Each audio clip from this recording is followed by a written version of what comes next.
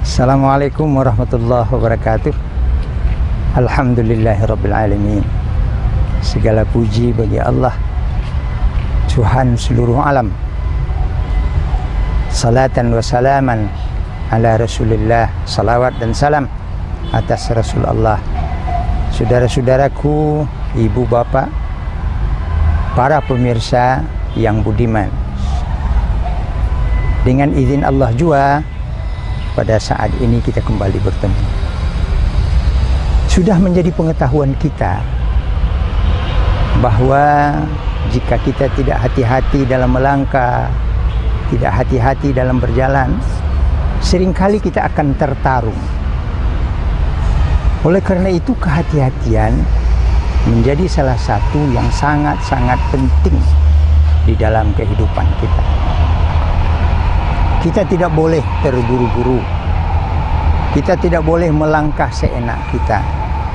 Kita diwajibkan melakukan tindakan-tindakan yang tidak menjadikan ataupun mengundang bencana untuk diri kita, bahkan juga bencana untuk orang lain. Dalam istilah agama, kita disuruh senantiasa melakukan muhasabah.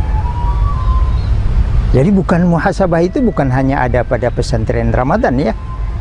Sementara kalau selama ini kita melihat muhasabah itu hanya disosialisasikan waktu pesantren Ramadan saja. Dan muhasabah itu ada setiap saat, dilakukan oleh setiap diri. Muhasabah artinya melakukan menghisab, melakukan perhitungan terhadap diri kita.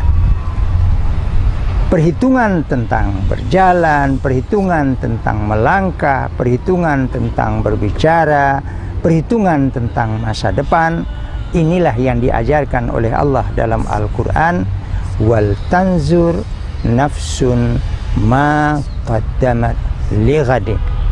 Hendaklah setiap diri melakukan persiapan bagaimana dia harus membentuk masa depannya yang lebih baik.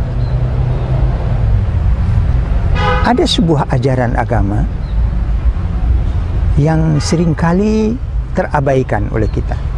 Pesan dari Nabi kita Muhammad sallallahu alaihi wasallam. Maknanya, siapa saja yang harinya sekarang sama saja dengan hari kemarin, dia termasuk orang yang merugi. Oleh karena itu kita lakukan muhasabah. Muhasabah bahwa hari kita sekarang tidak boleh sama dengan hari kemarin.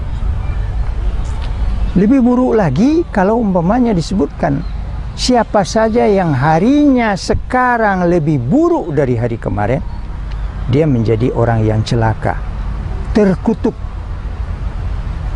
hidupnya. Karena itu kita perlu melakukan muhasabah, kita perlu melakukan introspeksi agar hari kita sekarang tidak sama dengan hari kemarin.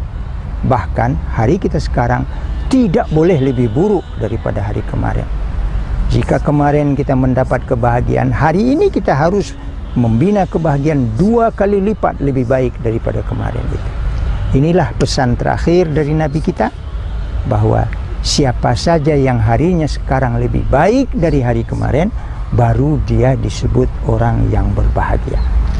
Secara bangsa nasional, kita juga harus memikirkan, apakah dalam tempo lebih dari 60 tahun kita sudah merdeka, apakah kita lebih baik daripada sebelumnya? Jawaban kita semestinya adalah hari kita sekarang harus lebih baik daripada hari sebelumnya.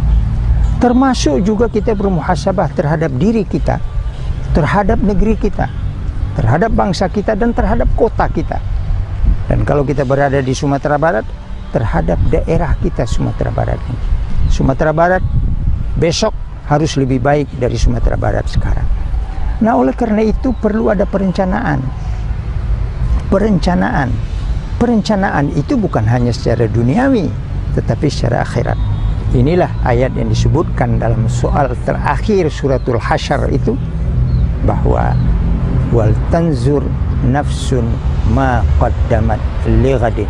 Hendaklah setiap diri mempunyai persiapan untuk hari esoknya. Wattaqullah.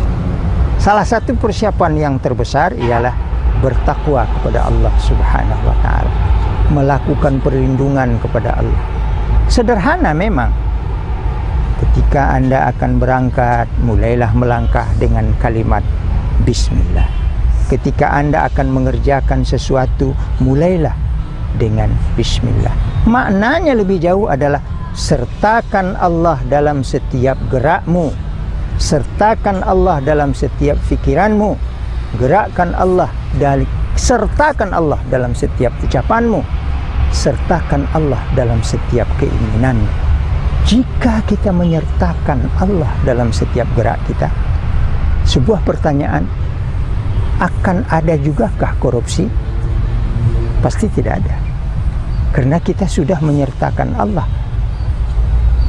Pimpinan bisa tidak melihat kita, Pak Gubernur bisa tidak melihat kita, Pak Wali Kota bisa tidak melihat kita, karena dia tidak selalu berada di depan kita.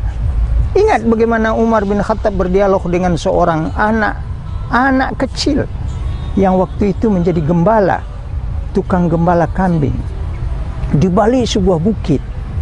Ketika itu Umar berkata kepada si anak, siapa punya ini? Yang punya adalah tuanku yang berada di balik bukit itu. Kan tidak kelihatan olehnya kamu? Benar tidak kelihatan. Nah sekarang bagaimana kalau saya minta 1 ekor? Apa jawabnya? Saya tidak berhak